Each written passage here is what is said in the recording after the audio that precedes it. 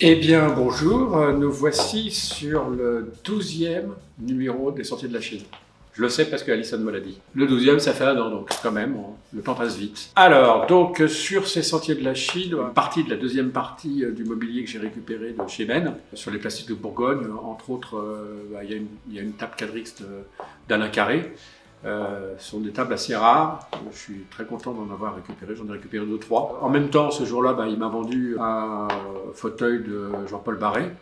Pareil, un fauteuil intéressant, en mousse, qui se replie, qui est un classique du genre, assez rare. Donc ça, il se trouve que c'était dans l'entrepôt de Bourgogne, avec les classiques de Bourgogne, donc j'ai racheté 2-3 trucs pendant qu'on y est. Il n'y a pas de mal à se faire du bien. Ensuite, qu'est-ce que j'ai acheté? Ah oui, alors donc nous avons racheté un culbuto dans son intégralité. Alors celui-là, je l'ai acheté en vente. Parce qu'en fait, j'avais déjà un grand culbuto de marque Eld, orange, mais j'avais pas le pouf. Le pouf est assez rare à trouver, donc j'ai racheté le culbuto et le pouf de façon à avoir un ensemble complet. Mark Eld, c'est un créateur des années 70, qui commence même dans les années 60.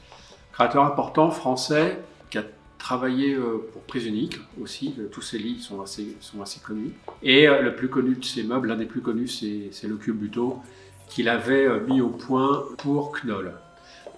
Donc ça veut dire pour un éditeur international et l'un des plus grands éditeurs qui soit. Comme son nom l'indique, c'est un rocking chair. Et c'est un rocking chair qui a demandé énormément de travail pour réussir pour la mise au point. Parce qu'en fait, Mark Eld ne voulait pas qu'on voit le système de bascule et de balance, et tout le problème était de ne pas se renverser. Ils ont mis beaucoup de temps à le mettre au point, ça a coûté très très cher. On avait rencontré à l'époque l'un des commerciaux de Knoll qui nous avait dit que ça avait pas forcément été une grande réussite commerciale, parce qu'ils en ont vendu, forcément, c'est Knoll, mais pas autant qu'ils auraient voulu. En revanche, ça a été une énorme réussite au niveau de la communication. C'est un meuble qui a fait parler de Knoll dans le monde entier, toujours dans le délire des trucs danois. Là, c'est un bureau que j'ai chiné, donc en palissandre. Je ne sais pas de qui il est, mais enfin, en tous les cas, c'est un très joli bureau qui a plein de jolies finitions, comme d'habitude sur les meubles nordiques. Je dis danois, mais c'est peut-être pas danois, c'est peut-être finlandais. Enfin, en tous les cas, c'est nordique. Celui-là, il est marrant parce qu'il est double face. Bon, voilà. J'ai acheté ça avant, dans l'un des Sentiers de la Chine. Je vais parler de Thierry Cobson, qui est un sculpteur avec lequel je travaille, mais qui est aussi un chineur que je vois toutes les semaines au puce. Et donc, là, cette semaine, il m'a apporté des luminaires des années 90, qui a priori sont toujours édités, mais voilà, c'est des luminaires qui rentrent complètement, pour le coup, dans notre spot années 90, 80. Alors, on va finir avec des meubles de Stark. Bon, Stark, je vais vous en parler souvent, parce que je vous l'ai déjà dit, c'est un créateur que j'aime beaucoup.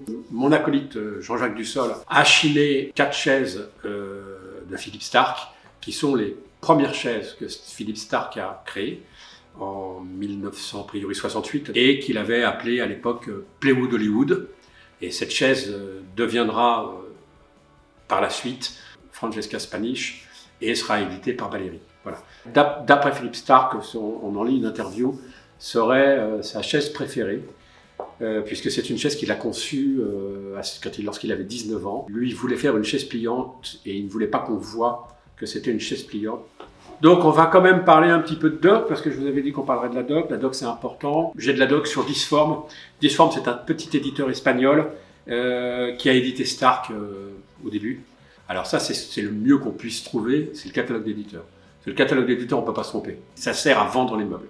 C'est-à-dire que l'éditeur crée un catalogue qu'il donne à ses revendeurs pour vendre ses meubles. Donc sur un catalogue d'éditeur, en général, il n'y a pas d'erreur de nom, il n'y a pas d'erreur de modèle. C'est vraiment ce qui fait vendre l'objet. Donc, c'est la doc la plus précieuse. Voilà ce que j'avais à dire pour cette 12e édition. Je vous remercie de suivre mes pérégrinations de Chine et je vous dis à la prochaine.